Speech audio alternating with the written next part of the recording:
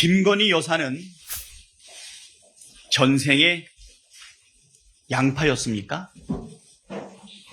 까도 끝없이 나오는 양파 껍질처럼 김 여사를 둘러싼 의혹들이 줄줄이 터져나오는 것을 꼬집는 네티즌들의 풍자입니다. 김건희 여사를 둘러싼 의혹들이 정말 끝이 없습니다. 체코 언론은 자국을 방문한 한국 대통령 부인의 주가 조작과 탈세, 논문 표절 의혹을 다루면서 김 여사를 사기꾼에 비유하기까지 했습니다.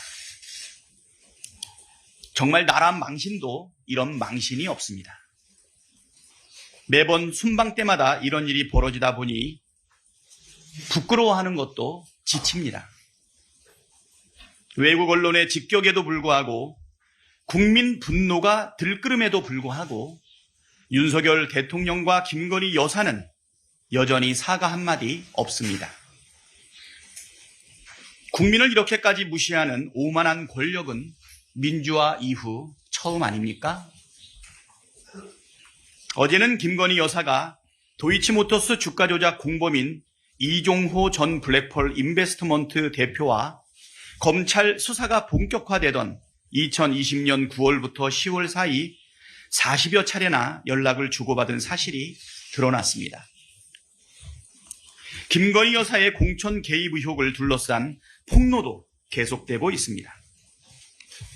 어젯밤엔 지난 총선 당시 경기도 용인시 갑에 국민의힘 후보로 출마한 전직 대통령실 비서관 김대남 씨의 통화 내역도 공개됐습니다. 김대남 씨는 김건희 여사가 이혼모 전 비서관 공천을 위해 당시 국민의힘 공천관리위원이었던 이철규 의원을 수족으로 삼아 공천에 개입하고 있다고 주장했습니다. 김영선 전 의원의 컷오프 사실을 김건희 여사가 전화해서 알려줬다고 말하는 명태균 씨와의 통화 내용도 공개됐습니다. 김영선 전 국민의힘 의원이 명태균 씨에게 22년 보궐선거 당시 당선 직후 6,300만 원을 건넸다는 보도도 나왔습니다. 이미 이 사건이 성관이 고발로 검찰 손에 들어간 지 몇 달이 지났지만 검찰은 지금까지도 수사 결과를 내놓고 있지 않습니다. 윤석열 정부 들어 김건희 여사와 관련된 사건을 검찰이 제대로 수사한 사례가 단 한 건도 없으니 김건희가 성역이냐는 비판이 나오는 것이고 검찰 수사에 대한 불만만 또 불신만 높아지고 있습니다. 도이치모터스와 삼부토건 주가 조작 의혹, 코바나 컨텐츠 뇌물 협찬 의혹, 명품백 수수, 세간 마약 사건 구명 로비 의혹, 순직 해병 수사 외압 의혹에 이어 하루가 멀다 하고 새 뉴스가 올라오는 공천 개입 의혹까지 도대체 김건희 게이트의 끝은 어디입니까? 선출되지 않은 권력의 무법 행위가 대한민국의 헌정 질서를 어지럽히고 공정과 상식을 송두리째 파괴하고 있습니다. 해결책은 명약 관하합니다. 윤석열 대통령이 김건희 특검법을 즉각 수용하면 됩니다. 특검을 자초한 것은 검찰과 대통령 그리고 김건희 여사 본인입니다. 윤석열 대통령이 민심을 무시하고 또다시 거부권이란 칼을 휘두른다면 그 칼에 대통령 자신도 베일 것이라는 점을 엄중 경고합니다. 특검을 거부하는 자가 범인이고 죄를 지었으니 특검을 거부하는 것이라는 말을 온 국민이 똑똑히 기억하고 있습니다. 네, 최순실도 울고 갈 국정농단 의혹이 김건희 여사로부터 나오고 있습니다.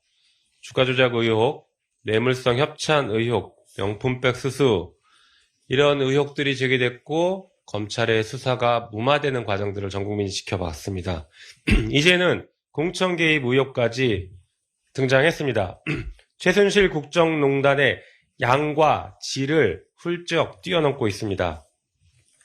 특히 정치 브로커들이 아른거리고 있다는 것이 더 위험해 보입니다. 공적 시스템이 붕괴되고 있다는 증거가 될 것입니다. 여러 정치 브로커들이 현재 거론되고 있지만 그중에서 이종호 씨에 대해서 잠시 말씀드려보겠습니다. 이종호 씨는 김건희 여사를 통해서 인사청탁을 했다는 의혹이 강하게 제기되고 있습니다. 거기에 대해서 이종호 씨는 부인하고 있지만 이종호 씨와 김건희 여사와의 끈끈한 관계를 유추할 수 있는 대목도 나오고 있습니다. 이종호 씨는 임성근 사단장이 사표를 내지 않게 하겠다라고 했고 실제 사표를 내지 않았던 점, 그리고 최근에는 처벌도 받지 않게 되는 수사 결과까지 나오게 되는 이 흐름의 핵심 인물이었습니다. 그리고 조병로 경무관에 대해서는 마약 밀수 사건에서 조병로 경무관에 대해서는 징계 절차를 거치다가 불문 처분 결정이 됐습니다. 여기에서도 이종호 씨가 중요한 역할을 했을 것이라는 게 핵심 의혹입니다. 보도에 따르면 2020년 9월 무렵 일주일 사이에 김건희 여사와 이종호 씨는 약 36차례의 통화나 문자를 주고받을 정도로 매우 가까운 사이라는 것이 확인되고 있습니다. 당시는 주가 조작 사건 수사가 본격화되기 시작할 무렵이었는데 공범들 사이에 사건 수사를 어떻게 대응할 것인가 라는 것을 대책을 논의하는 통화이지 않았을까로 추정이 됩니다. 그런 끈끈한 관계를 이어가면서 이제는 국정농단의 주요 브로커, 정치 브로커 관계를 유지하고 있는 것이 아닐까 매우 강력한 의심이 들고 있는 상황입니다. 한편 공천 개입 의혹에 대해서 잠시 또 말씀드려보겠습니다. 명태균 씨 의혹이 제기됐을 때 그 의혹 자체도 충격적이었지만 그래도 명태균 의혹 하나로 끝나지 않았을까라는 의심을 하고는 있었습니다. 역시 빙산의 일각인 것 같습니다. 어젯밤 서울의 소리에서 보도된 내용에 따르면 용인갑 전략공천 과정에서도 김건희 여사와 관련성이 매우 강하게 의심되는 대목들이 나오고 있습니다. 실제 용인갑에 출마하려던 김모 행정관은 출마가 무산됐고 그 이후에 공공기관의 임원으로 임명됐습니다. 이것은 전형적인 후보자 매수죄 행위의 유형과 매우 흡사하다고 할 것입니다. 사안이 이 정도라면 경찰은 지금 당장 김건희 여사와 그리고 그 의혹의 중심에 있었던 이철규 의원 등에 대해서 휴대전화부터 압수수색을 해야 할 것입니다. 이게 사실 공소시효가 얼마 남지 않았습니다. 경찰은 매우 신속하게 수사에 착수해야 합니다. 한편 김건희 특검법에는 이런 의혹에 대해서 수사를 할 수 있도록 범죄 수사 조항을 다 넣어두었습니다. 그런데 대통령이 만약 이번에도 거부권을 행사한다라고 하면 이것은 단순히 대통령의 거부권 행사를 넘어서서 범인을 도피시키거나 은닉하는 범죄에 해당할 수 있다는 것을 분명하게 경고합니다.